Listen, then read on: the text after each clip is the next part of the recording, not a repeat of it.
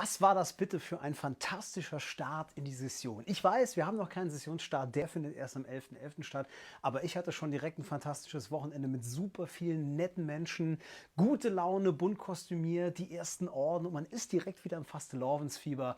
Ich hoffe, ihr seid auch schon unterwegs gewesen. Falls nicht, schaut unbedingt auf meiner Website oder hier auf Social Media vorbei, wo wir uns vielleicht in den nächsten Tagen sehen und ich wünsche euch jetzt schon mal ganz viel Spaß dabei. Ich will noch einmal mit Kind zurück.